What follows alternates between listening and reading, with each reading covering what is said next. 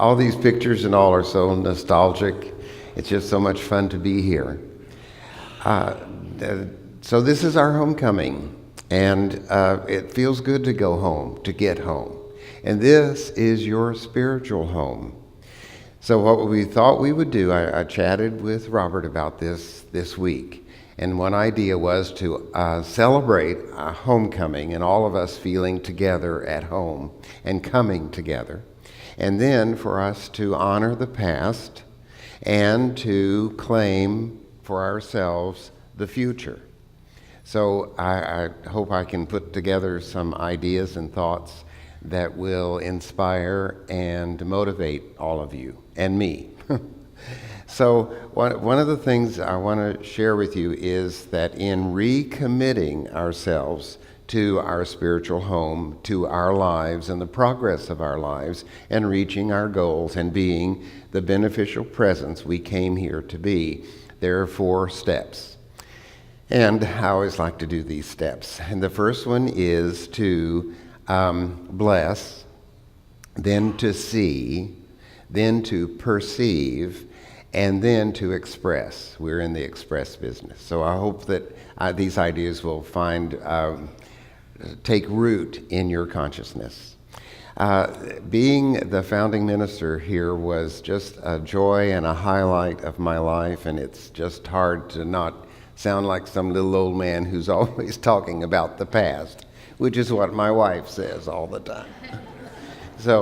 And Virginia sends her love. She's with our 4-year-old grandsons this morning, and we have them for the weekend. And it's a wonder I have any hair left. And their parents, who I married 10 years ago, are on their 10th wedding anniversary. And so Cyrus and Akil are at home running things. They run the vacuum, they run the blender, they run the microwave. They're running things, just so cute. And we're just really blessed to have them. Conceiving them was a very difficult effort by their parents. And their mother was in the hospital with being pregnant for 100 days in Washington, D.C. So we went back and forth a lot of times and to be there in support. So having these beautiful children and they are so dear, and their parents, Bob and Nadia, Virginia's son, and our daughter-in-law, see these kids as so very special that they are the best caregivers and caretakers of these kids that there have ever been. So to see their love for them and to be a part of it is very, very special. And then in the same way, I think those of us that have been here forever and those that came before kind of see this place as representing the proof of what can be wrought by a lot of work and effort and joy and sacrifice and shoulder to the wheel effort that was placed into it. And because of the people that came before us, because of their fondness for this place and having the joy of building it, and then having the ramifications, the ripples that came from putting out that effort, manifest good in their lives, for their families, endeared this place to them.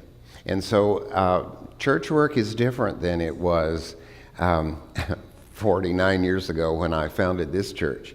At that time, there was no Super Bowl, and there weren't malls and shopping centers and sports events and places of entertainment, road shows and theater and things like that as there are now.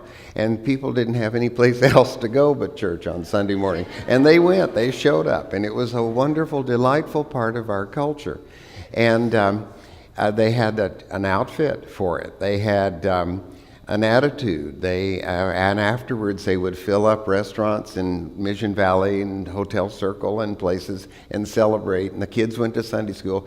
And now things are different because our culture has evolved. And it's better now than it was then. We have more health, we have more education, we have more gadgets that keep us on time and tell us when the cake needs to come out of the oven, and play music when we call her name Alexa. And it's better. And then when we have more choices. And believe me, when there's a football stadium full of football players and their fans, a lot of praying goes on during that time. So, and that for some people is their church. But this is our church. This is our spiritual home. And when we come here, we are reminded of the truth that our soul already knows. And when you're first here and you hear this truth, whether it be the beautiful singing and the music or the meditation or the speaker, your heart of hearts goes, that's me. That's the truth about me. I'm home. And I think that's a precious and beautiful gift for us to get to discover. And not only have you made the discovery, but by keeping this place alive and by homecoming and then recommitting to it, it is available for others to wander in here and find that homecoming call that from within. So when we're here, we hear the truth about ourselves. We hear that we are created in the spiritual image and likeness of God, that our elder brother Jesus modeled what we can do with this awareness and empowers us to find it on our own and utilize it, be in touch with it, and express it. And like learning any new skill, we might stumble or fall short of the mark at first, but when we try and try again, then this gift that we discover by being here finds a way to be expressed and polished and made more realistic in our experience. Sirens going by, that gives us the opportunity to send someone a blessing. The people that are driving and the people that are waiting for them to get there. Okay, then with that little interruption taking place, so we find out that we are spiritual beings clothed in flesh, and that when our spirit is illumined, it illuminates all that there is about us. It illuminates our thoughts and our potential and our possibilities. It illuminates our understanding of what we could have done better, and then we accept that and then move on to that to do better. And it illuminates our awareness of each other, and it helps us have an edge on interpreting what's going on in our very community. Well, one day, right after 9/11, Virginia and I had a trip planned, and we don't cancel and we don't ever get sick, so we always show up whenever we say we're going to, and we do what we say we're going to do. And so we were at the airport within days after 9/11, and everyone was concerned, legitimately concerned, but of all the places to be on the planet that day, the airport was the safest place. There was not going to be any funny business there, and everyone was completely thorough. So thorough that when we got on the plane and they announced that we were going to Detroit, when we were going to Atlanta, we said, well, is there something the matter here? So they were so busy that they missed the ticketing part. But anyway, so when something goes wrong, coming into El Cajon, I just realized how clean everything is and how safe, what an environment we live in. This is the place to be. They just sprayed everything down just 2 days ago to make everything nicer for us. So when you choose to think through the this illumined part of you, it gives you clues, and they result in evidence that makes you safer, happier, more productive, and more inspiring for yourself and others. And so in this spiritual classroom, we learn the truth about ourselves. We are spiritual beings. Our elder brother said, I do these things, but you can do these things, and even greater things than these shall you do. And then we get to learn that as we look back on the things that we didn't do as well as we would have liked to have, that we now have the knowledge of what we were missing, and then we take what we were missing and apply it and implement it in the here and now, which makes up for that. And besides, people don't remember as much about it as you do, and they can only see what you present in the present. And so if you're upgrading your skills and qualities and you're doing your best now, they will quickly forget how you weren't so great in the past.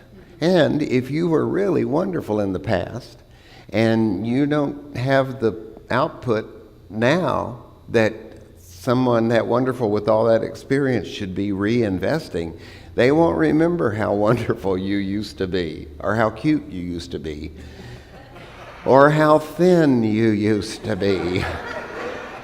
They'll just see what's there now, and they'll go on what you're offering. They'll go on what they get.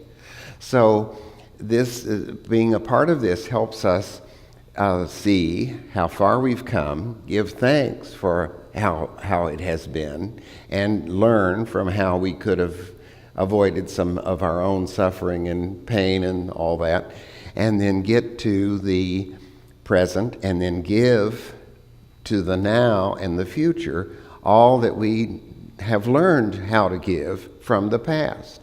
So seeing the evolution of this is very special, and it's very exciting. And it happens because we gather together as family, and we get instructions and inspiration. It goes home. We say, that's the truth about me, and this is what I need to work on. This is the fortification I need for this upcoming whatever. And I can use this, and I have used it in the past. This is going to help me through. And when we do this collectively, there's a sense of we are all together, and there's oneness here. So when we're not in the same room together, I can still feel the oneness because I've got my spiritual family with me at all times. I can feel the oneness so that when I would be tempted to not do the best thing I could do, I'm going to go, I don't want that to show up in my family, and I don't want them to know that I would think of anything that low. So I've got to keep up with my attitude, my awareness, my love, my energy, my positiveness. So this is part of being family. One time I was at I go to the La Jolla dance cotillion. It's a lot of fun to be dancing with all these really old people who have beautiful tuxedos and evening gowns and jewelry that's just phenomenal. And we do these dances for a year at a hotel with a big orchestra, and it's a lot of fun. Dinner, dancing, and then one event is a casual event. And so I went to the casual event, which was at the Beach and Tennis Club, and it was on the beach. And everyone was wearing sandals and casual clothes, still lots of beautiful jewelry. And so it was a lot of fun. And to be with people who, as you look at them, they are old. And so I am too, but because those of you that haven't heard this before, I'll be 90 in October. But not this October. My birthday is October the 4th. There's still time to send a card, and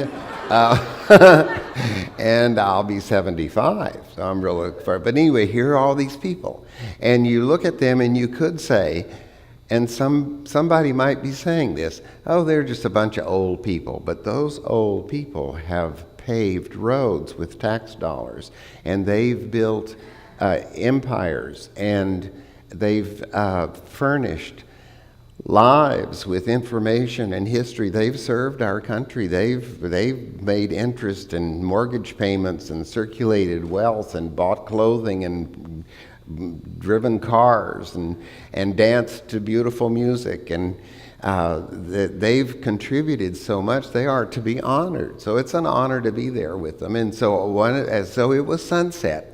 And someone said, "Oh, the sun is setting. Let's see if we can see the green flash." Has anyone here seen a green flash? Okay, you know what I'm talking about.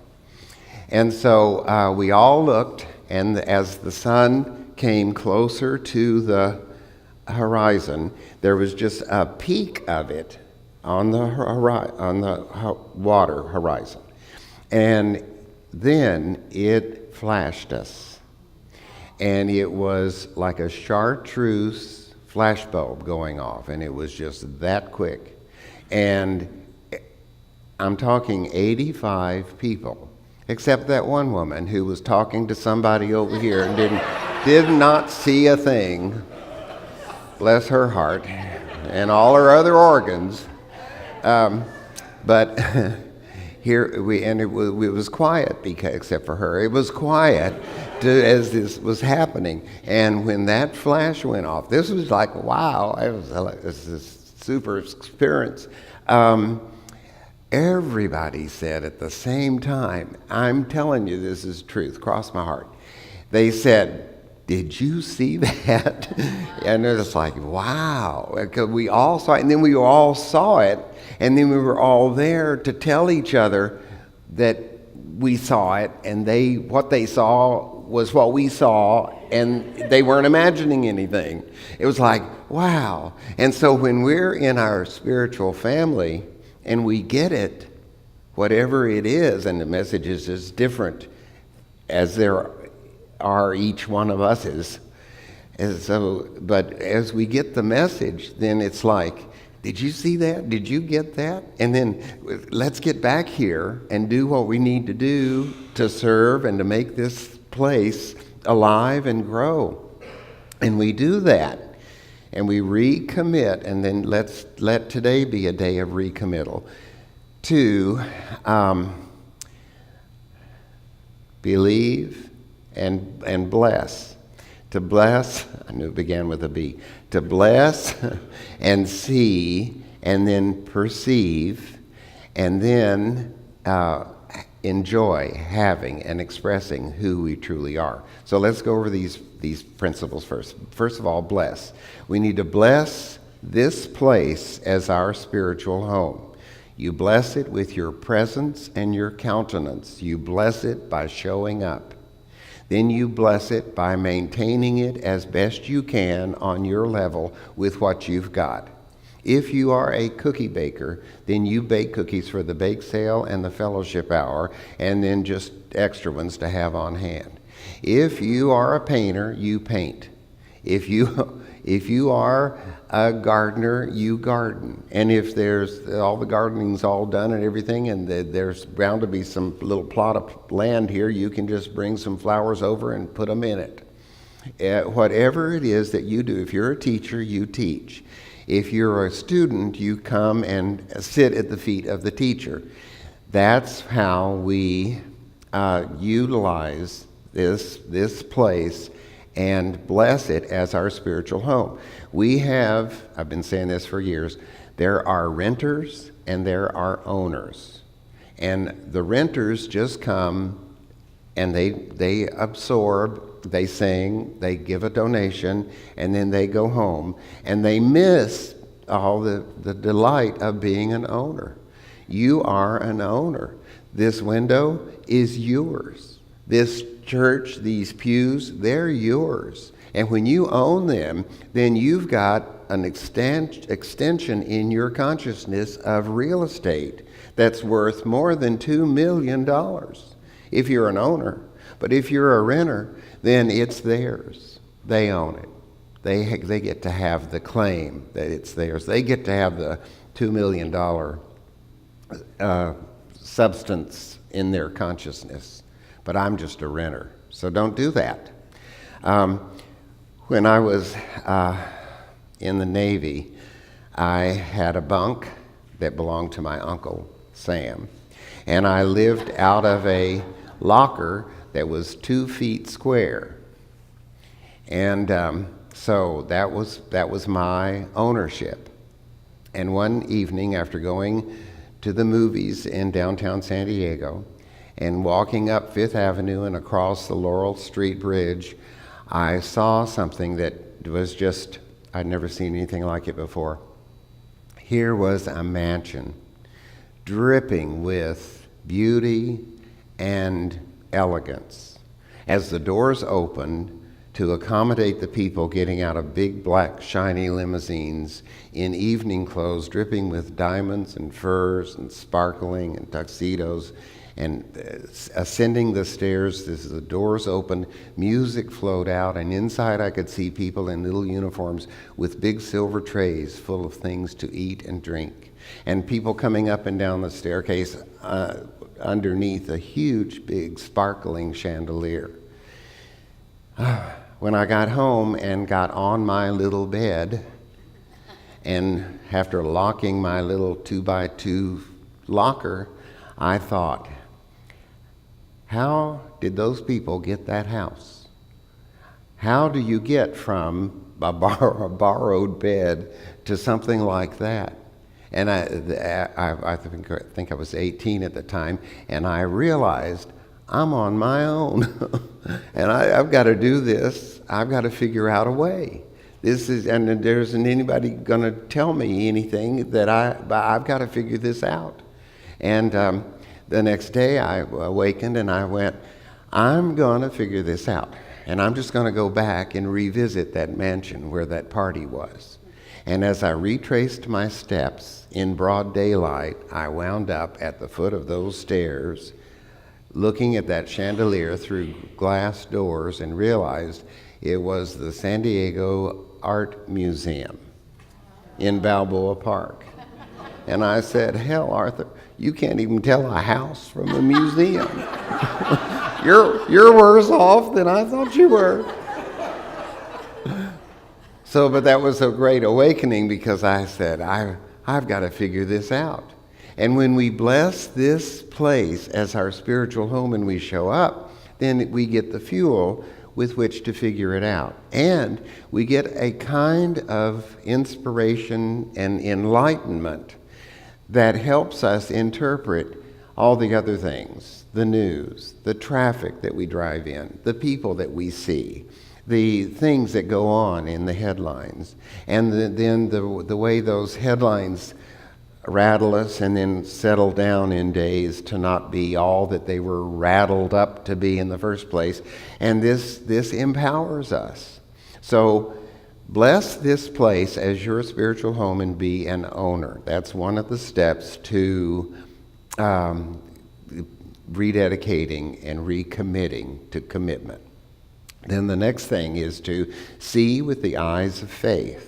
Faith is expectancy, and what you expect, what you think about, what you perceive, you give it energy, and it comes into being. So worriers should be really happy, because they've always got something to worry about. It works. So, and people that are seeing the good and believing that all things are working together for good and see it with the eyes of faith, for them, they can tell you it works. And at times, this seeing project doesn't show any evidence. You can't see it. But if you keep having faith, expectancy with the eyes on the possibilities, it will come to fruition.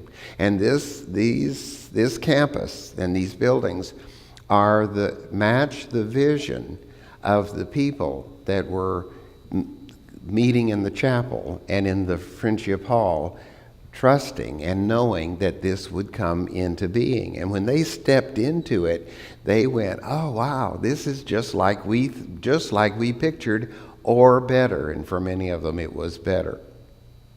And that's very exciting. And then once they got all this stuff done, then they knew that you would come along And some of you hadn't been born yet, if you're under 45 years old.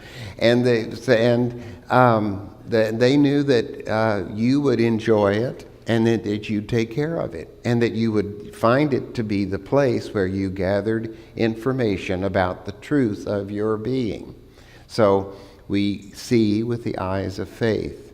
Then we perceive the potential.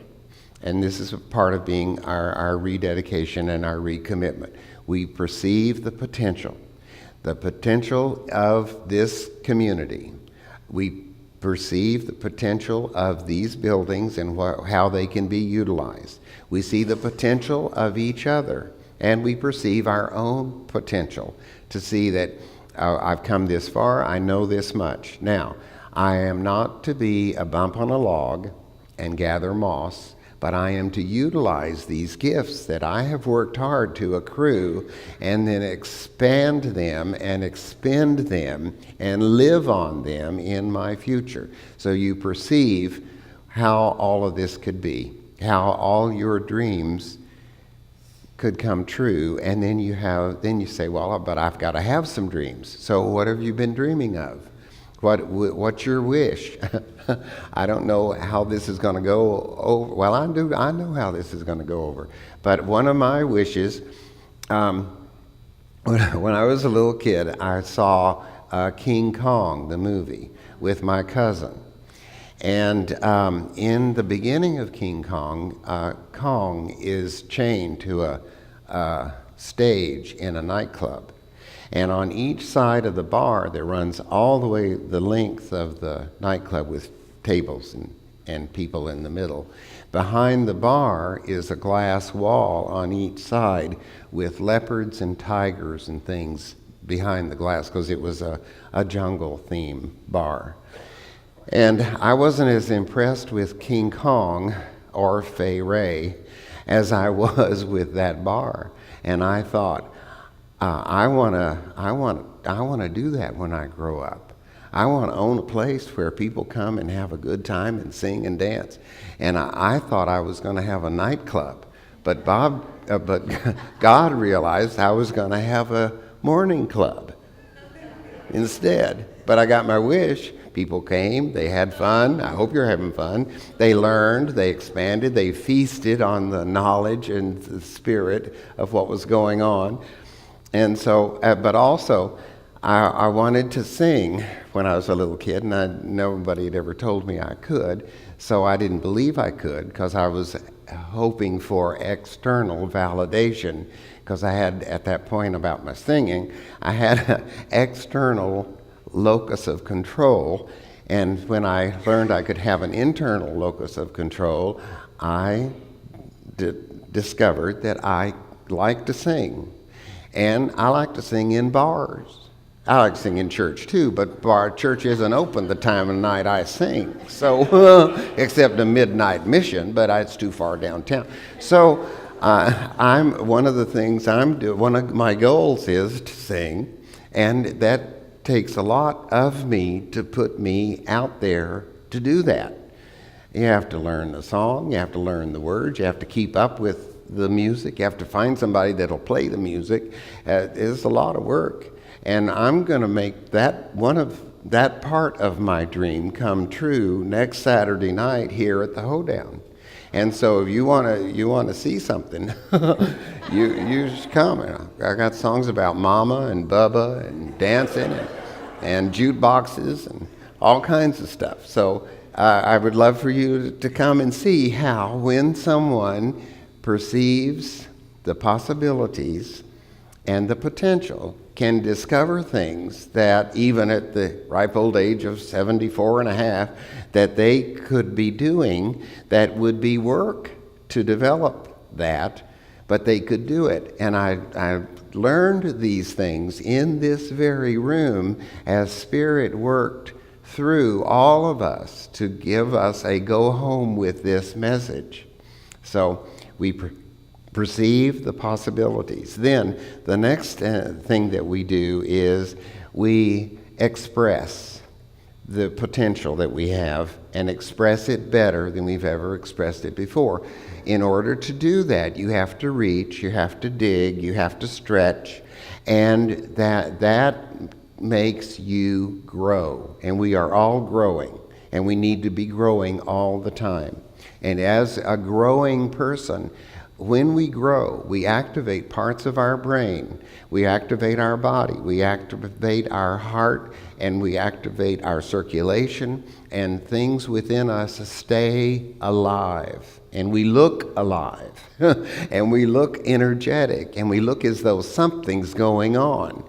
And because of this, we are expecting results. So the next time someone asks you how you are, the real grammatically correct answer is I'm well instead of I'm good, or I'm okay.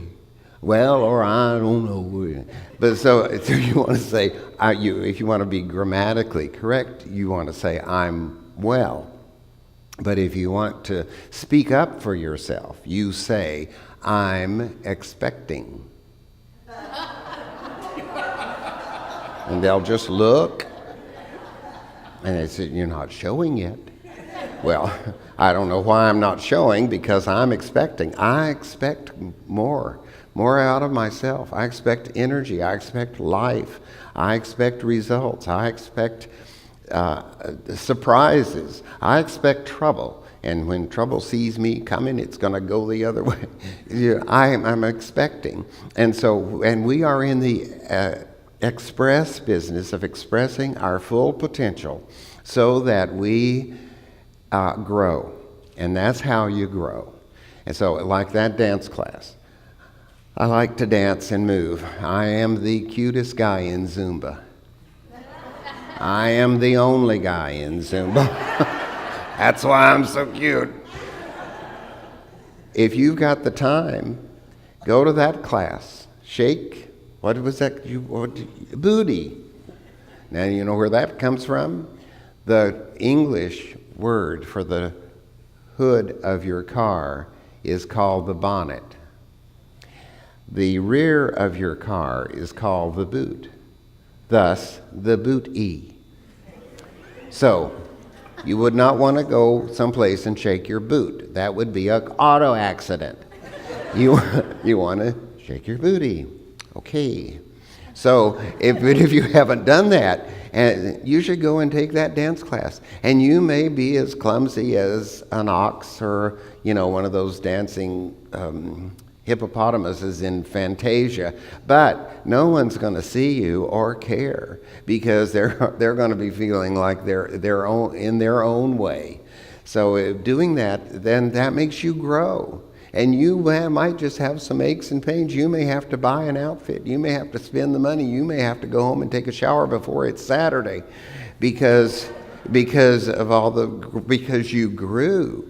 And then it's like the balloon. You blow up a balloon and let all the air out, and then it's easier to blow up the next time, but it does not return to its shape that it had before you blew it up. And so once you get out and express your potential, then you don't return to the same shape. You don't fit anymore like in that old world, and you go on, and then it adapts to meet your dimensions. So we are in the express business. We are expressors. Express love, express kindness, express generosity. So in order to have a recommitment to our spiritual home here, we need to see this place as our spiritual home and be an owner. We need to see with the eyes of faith. We need to perceive the potential in ourselves, in this place, in the people around us that we love, and in the people that we don't like. And that'll help us smooth over the differences that we have separating us from them, that keeps us from having more because we're separated. Then we can express the uniqueness that we are and grow. Some other time, or some other anniversary, I would love to come back and tell you about the wonderful story of how this place manifested, the property here manifested in my life when I really needed it within 7 days. I would love to tell you about the story of how learning to be of service, that first story, how the result there was gratitude, how that changed everything for me. Then how I learned about service, and that created a future for me that I'm living in now that I had no awareness could ever exist, but by being of service to the region of ministers, to the community, and to my dreams. And but I think of in just the moments that we have left, the dynamic that I saw happen that was really out of this world. It was so far out of this world, it was heavenly. Was to see people coming together, everybody, every size and shape in their outfit for the occasion. And how they would come together and we would sing, we would pray, we had a vision. We had a vision of what our church was going to look like. And we held that vision before us. And the cookie bakers cooked, the gardeners gardened, the painters painted. Everybody did everything they possibly could. And there were people, really rich people. I mean, we're all rich. We are rich. And you need to own that too. Once you realize how rich you are, things will change. And you'll see that richness. We're rich. But these were really rich people. And they saw the hard work that these lovely people were doing. And they said, because they didn't do cookies, they didn't do paint, they didn't do flowers in the garden. They just had lots of money to give. And they were very generous. And they gave. One of them gave this beautiful Tiffany window. Another one gave the beautiful chandelier. Others gave panes of glass that were just one little pane of glass, but when you put it all together with everybody else's pane, it was a thing of beauty. And they did what they could. So if you do your part and you're the best that you can be at it, in your future here, there will be cookies because somebody will bring them. There'll be paint because somebody will paint it. And there'll be flowers and beauty because somebody, and cleanliness, don't forget that because somebody cleaned or planted or did something because you were here and they wanted to be a part of what you're a part of. And they became owners. And one other person paid off the mortgage of this building so that it's debt-free.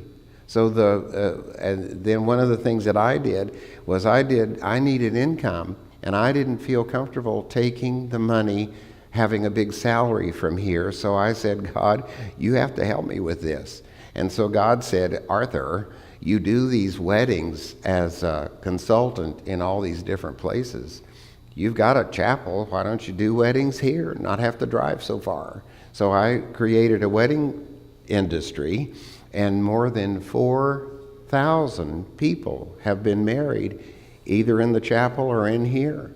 Now that's, when you think about 4,000, that's 4,000 brides and grooms, but that's 16,000 bridesmaids.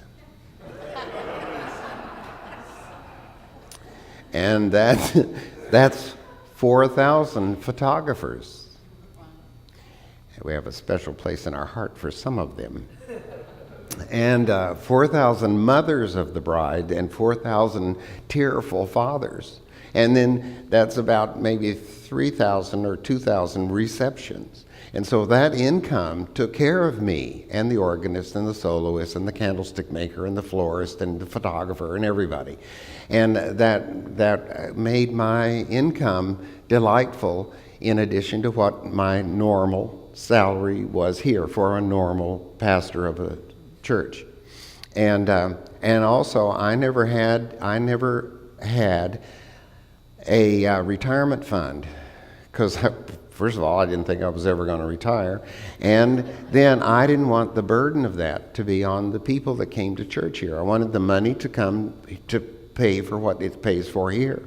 And then as things worked out, I, through a miracle of being on television to a million people a week for 12 years, 5 days a week, every morning from 7:30 to 8, when that time was up, all that wealth came to me as my retirement.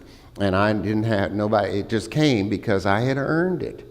And so I'm seeing that the coming here and being a part of this fuels our awareness to be what all we can be. Okay, one last thing. I wanted to show you this. This is a picture of our original plan for our church.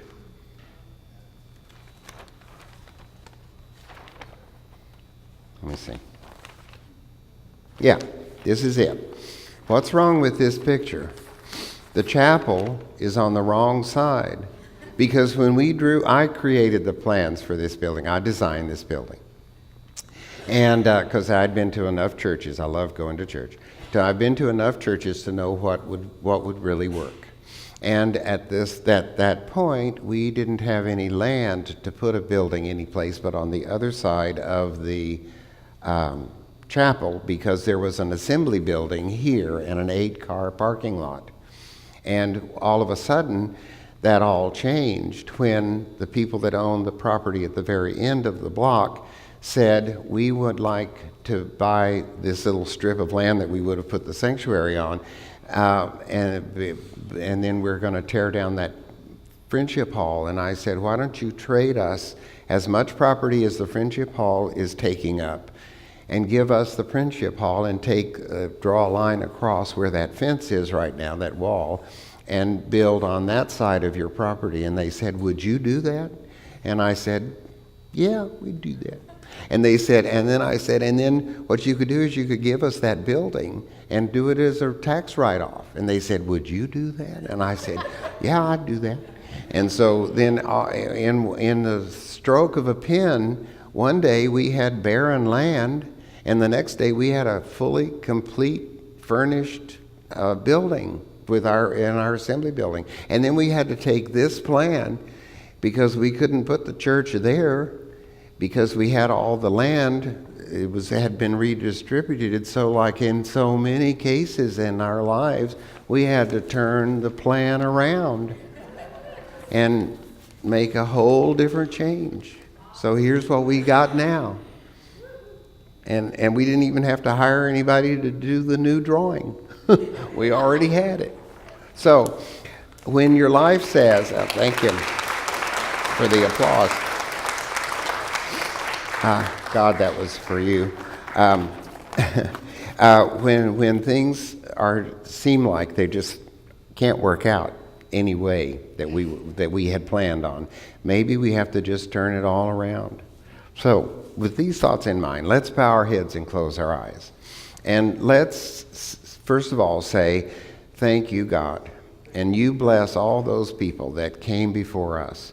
Bless them for their hard work, for their love, for their singing voices, for their prayers, for the energy, for the gasoline it took them to get here, for the outfit, for all that they put into it. And bless them on their way with an extra boost today. Wherever they are, may they feel our love and our gratitude. They did a beautiful job of setting us up. Thank you to them. Thank you, God, for blessing them. Then, God, would you bless us? Bless us with the ability to know that this is our spiritual home and to make the most of it. Bless us with the ability to see with the eyes of faith. Bless us with the ability to perceive our potential, the potential of our community and of this place and of everyone in it and of those that are yet to come.